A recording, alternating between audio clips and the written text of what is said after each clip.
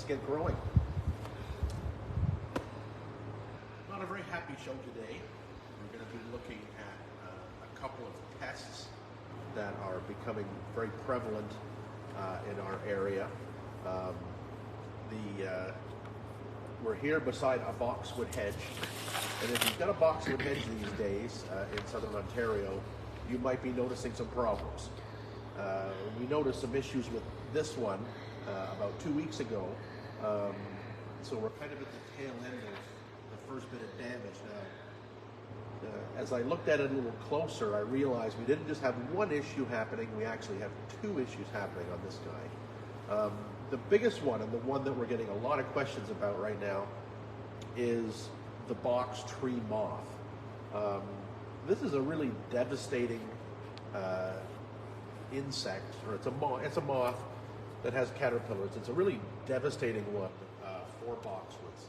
If you go away, or if you look at your boxwoods right now, they look great, and a week later, you've got brown leaves and skeletonized leaves and things like that.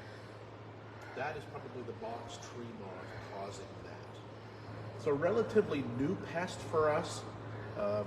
In Ontario, it was discovered first actually in a residential part of Toronto in 2018 and has been sort of spreading slowly ever since. It's originally an Asian moth. It's been in Europe for quite a few years. It's in about 30 different countries over there. And when we were in England a few weeks back, we saw some really devastating damage on boxwoods in gardens. And it was really disturbing to see because they were basically leafless plants.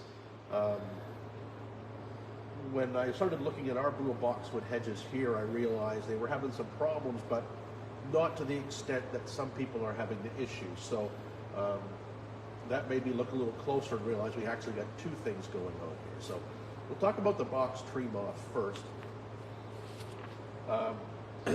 Basically, eggs are laid by the moth on the underside of leaves. They hatch in about 3 days, become a bright greenish chartreuse caterpillar. As the caterpillar grows, it gets darker stripes of black and white. It's really a striking looking little caterpillar. The larvae eat the leaves. The young larvae eat the underside of the leaf out.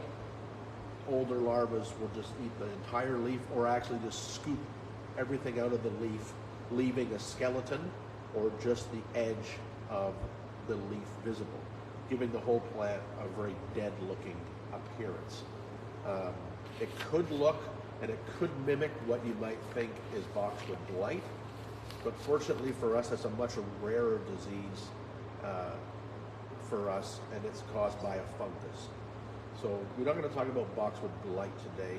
We're just going to keep going with the tree moth and another little fella that I'll tell you about in a second. So the larvae eat. Once they turn into a pupa, they create a lot of frass, and you can sort of see it on here that we've got some frass here and webbing, and the pupas protect themselves within that webbing for a couple of weeks, and then they hatch as about a 4 centimeter white moth with brownish edges to the wings. So if you start seeing moths flying around your boxwoods, you know that that's probably it. They can actually have several generations in a season, so it's something you need to keep an eye on for all the way through. Treating for box moth, if you know you've got it, look out for the larvae. And fortunately, probably the best product to use to help get rid of the box moth larvae is BTK. So BTK is actually, I don't know if it's a certified organic product or not, but it's a very safe product to use. It doesn't affect people. It doesn't affect other mammals. It doesn't affect birds. It just infects caterpillars. So it's a bacteria that will absorb into the caterpillar's body and basically, devour them from the inside out. So it can be quite effective when you see the young larvae on the plant. Looking around on the plant today, I haven't seen any larvae. I've seen remnants of it. I haven't found any pupas. So right now, I'm not going to spray this today. But when you spray it, it's very simple. You mix it up in a sprayer. Make sure it's well mixed, and you don't use a lot. I think you use about 3 milliliters to a liter of water. So it's very, very dilute. You don't need much of it.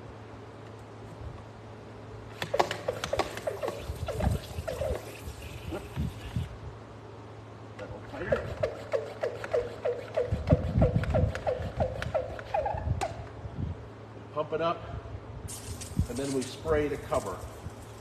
Okay? Like I say, I'm not going to do the whole plant today because I'm not seeing larvae on there, so I'm not going to waste it today. I'm going to keep an eye out for the larvae. So BTK, everywhere sells it. Important because it's basically a live bacteria. You want to watch the manufacture dates, expiry dates. And on this one, you can see here, this was manufactured in May of 2024. Don't buy BTK on the clearance aisle. Odds are it probably won't be very effective anymore. So get a fresh bottle of it, look for the dates, and do that. And remember, I was spraying it. This is not a poison, and not a toxin in any way. It's simply a bacteria that affects caterpillars only. Okay? If you're worried about, what about monarch butterfly caterpillars? What about this? What about that? We're only spraying on the boxwoods for a specific thing. We're not indiscriminately spraying all over the place because we know what we're doing on the boxwoods, and that's what we want to control. So it's not going to leach out over to other plants in the garden. It's only going to get what you spray it on. But you do have to have the caterpillars in view. It's not worth doing it if you don't see them. Now, the other little pest that I found on this as I was looking through and looking for some pupas, because I think the caterpillars that we had on this hedge have done their damage for this round and have gone to pupas. So we'll start keeping an eye out for the adult moths. And you can actually get traps for the moths as well. I did see that. Natural Insect Control sells traps for the box moth. So have a look at that if you want to go a different route from spraying anything. Trapping the adults is going to greatly reduce your number of eggs laid and then subsequent larvae. So the other problem, and this has been going around for a while, if you have boxwoods, you'll know exactly what I'm talking about. And that's the boxwood psyllid. P-S-Y-L-L-I-D, boxwood psyllid. How you know you've got it? If you look at growth, like this, and you see leaves cupped, and you'll see this very common on boxwood. You'll see the leaves cupped like this. Sometimes the leaves will be sewn together on the tips of new growth, and you'll see this really distinctive cupping. That's the boxwood psyllid. The adult, which is what I saw on this boxwood, looks like a little green, almost a little green, well, they call it doesn't look like a little green cicada, but it looks almost like a little green aphid with wings, and they jump. So I started touching this and seeing these little green things jumping off, and I went, there we are, boxwood psyllid. So you can see what's happened is that the immature ones that spent the winter in this cupped leaf has hatched, left this frass here, and the adults are out and about, jumping around on the leaves and doing their thing. It'd be impossible for me to show you one, but you get the idea. What made me think we had some boxwood moth in here as well is if I go down into the frass here, and I can see chewed leaves, I can see what looks like probably some excrement there. I can see evidence of it. So while we did not have a severe outbreak on these, we are going to watch these boxwoods very, very closely because they can be infected by the box moth several times a year. You can actually see we're getting some new growth already, and it's looking really good. But again, there's some of that cupped box psyllid growth, and that's very common. If you see this on your boxwood in the spring, you can prune these off in early spring, and before the little baby psyllids hatch, you can destroy the shoots, so you can control them that way. They don't do a lot of damage unless they get severe. It's mostly just cosmetic from that cupped thing. Now, the BTK that we spraying for the larvas of the box moth will not touch the psyllids. Remember that. BTK is only for caterpillars. Now, it'll work on a wide range of caterpillars, cabbage moths, things like that. They can all be safely used with the BTK. It's a great product that we have that we can get and we can use in Ontario because it's very, very safe. Not damaging to humans and mammals at all. So we can use it once in a while and not have a problem. But keep an eye out. Keep an eye on your boxwoods now. Keep an eye on your boxwoods through the summer. If you see that damage occurring, don't worry about it being boxwood blight. It's probably not. But the box moth can be devastating. So it's something that you're really going to need to keep an eye on, because really all it feeds on is boxwood. And in Canada, we have no native boxwoods. All of the boxwoods we have in gardens are cultivated plants, so that's where they're going to attack. Fortunately, I guess, for having a bug getting out into the country, they're not going to affect anything in the wild, so that's a plus. But we do have tens of millions of boxwoods in landscapes around the country, so keep an eye out for them, and keep an eye out for the psyllids to keep them nice and fresh looking. Any questions, Laura? No, but will the boxwood moths kill a boxwood? If the infestation is really bad and it's repeated, the boxwood moth could kill the boxwood plants. First thing they do is they're eating the leaves off. You know, if they ate the leaves off, went through one sweep, and the plant was able to regenerate new growth, which boxwood will do, and send out a new crop of leaves, the boxwood moth can reinfect and eat those leaves too. And if it keeps doing that, it's going to kill the plants, right? So it probably won't kill the plants with one infestation, but if you've got boxwoods, get yourself a sprayer, get yourself some BTK, keep an eye on the plants. When you see the little larvas, treat it with the BTK to get them under control and save your boxwood hedges. So Mary asks, what shrub would you recommend to replace boxwoods that have been totally devastated by boxwood moths? Well, this is actually... Her neighbors' boxwoods have no leaves, and they want to replace them with low maintenance but hardy shrubs. And Shannon says she replaced them with New Jersey tea. Okay, so New Jersey tea is an interesting shrub, not very common. It is a native shrub, Ceanothus americanus.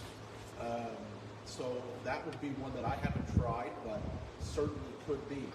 There has been a big push on for the last 10 or 15 years, in England especially, looking at what can they replace boxwood with, because boxwood blight over there is a huge problem.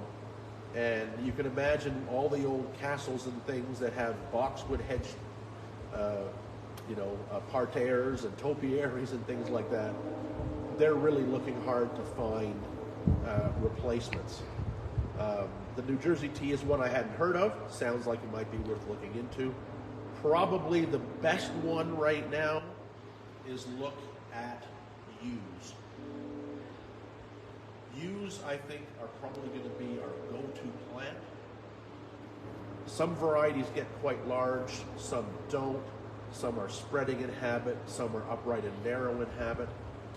But if you start with very young yews, you could keep a yew hedge exactly this height for hundreds of years. The other beauty of yews is they are shade tolerant. So if you get into shadier areas, they're going to be okay. They're hardy. Another beauty of a yew plant as an evergreen is that if you cut yews, or if a piece gets damaged, yews can regenerate new growth off of even ancient stems. When we were in England, we were looking at a hedge that had to be at least 100 years old. It had damage, so it was cut back, and the whole trunk, 100-year-old trunk, was resprouting new growth. So yews are very resilient that way. They don't have a lot of pest issues. If you're in a heavy deer zone, you might have a problem that way. But that would be my recommendation right now, is yews. Also, I've actually seen some really nice euonymus hedges. They take a bit of pruning, but it's something to think about. There are a few plants that we have that you could use to replace boxwoods, and I think, maybe now is the time to start thinking about that before you just run out and buy a bunch of boxwoods for a hedge. Give it some serious thought. These pests are not going to go away for a long time, I don't think. I think we're going to have them for years. So, start maybe looking for alternatives. And I would go with yews first. I've also tried growing a few inkberry holly, and they're coming along, so that might be another option. Inkberry holly is not a very common holly, but it is available and becoming more widely available, so that's something else to look for. Paula is asking that she wants to cut off a small branch from a maple tree. Is it possible to grow a new tree from the branch? Well, sort of. We can go right here. I have a small maple tree right beside us here. This is one I just planted last fall. This is the Acer circinatum. It's called a vine maple.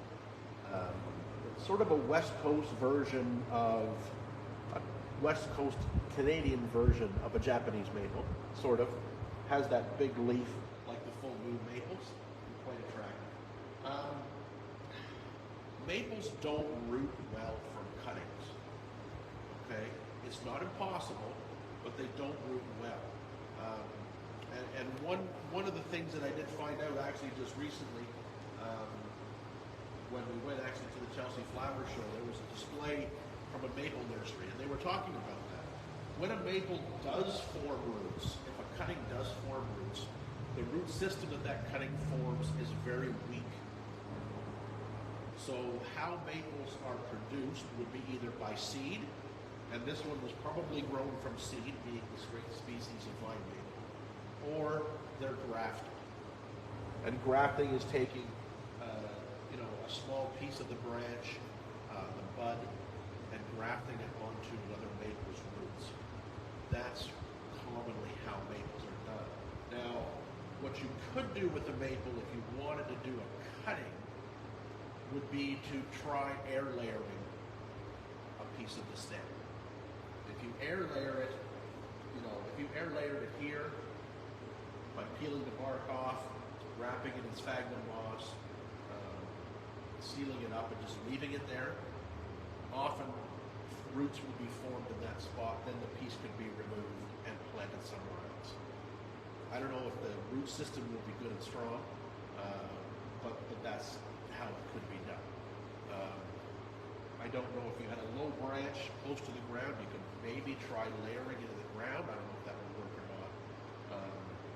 But yeah, maples are not one of the easiest plants to root cuttings from. So give it a try, but don't be upset if it doesn't work for you. And I think there's a previous show where you demonstrated air layering. I showed how to do it. Our attempt when we did it was not quite successful, but you know what?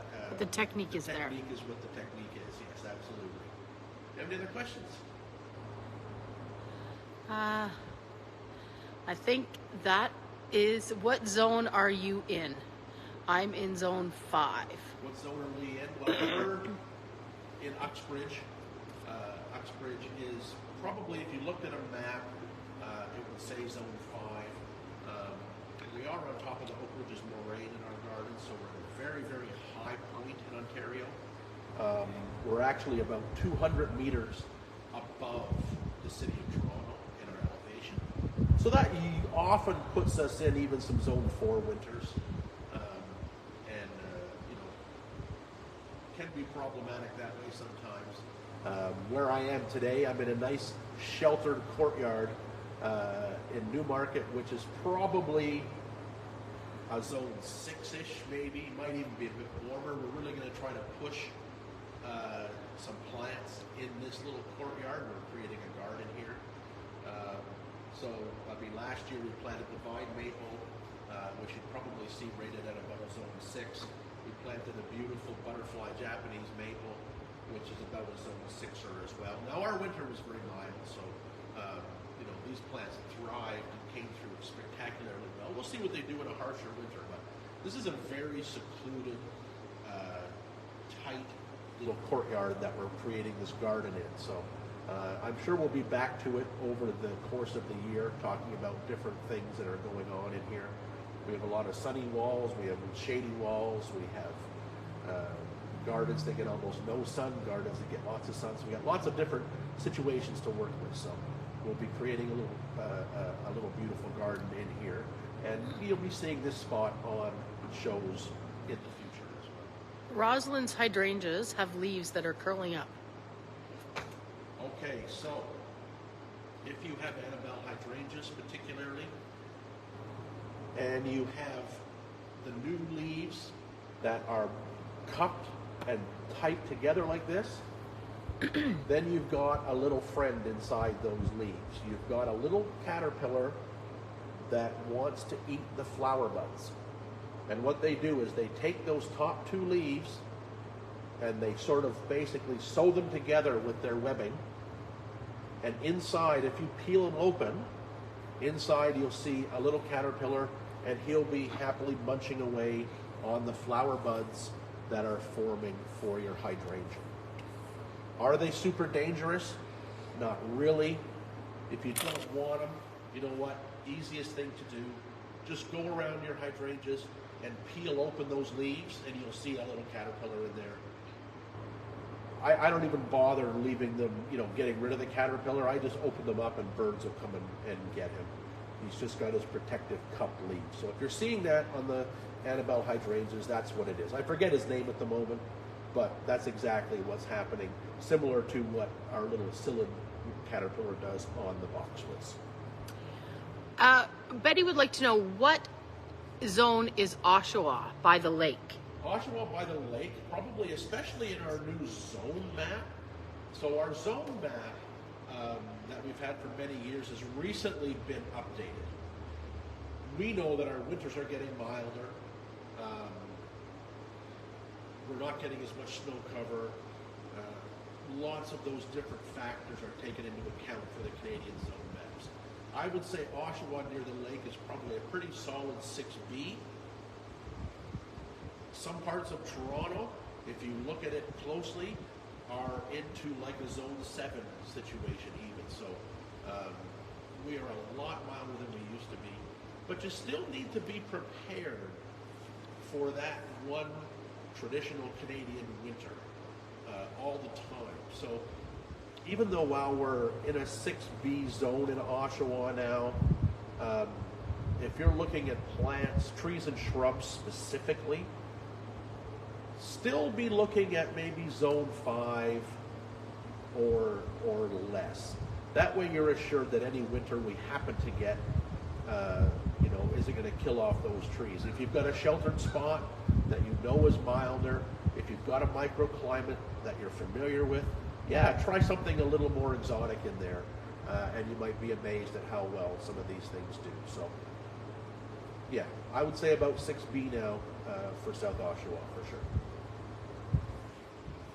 All right, is that all our questions for today? That's it. Excellent. We'll wrap it up then. Thanks for watching. You'll be able to get this again on our Facebook page for a while, and then it'll be on our YouTube channel. Was there one more question? One more quick question that just came in. Yeah. One weather app is forecasting 6 degrees Celsius on Monday night in Ajax. How can I protect all my coleus that I planted just a few days ago? Get out your bed sheets, cover them over. If the plants aren't big yet, put a bucket over them and a bed sheet, cardboard boxes, things like that. Here's a funny thing about the weather networks weather, because I watch it regularly, especially for the lows at night. In Uxbridge last week, we had 2 nights that were forecast as 6 degrees.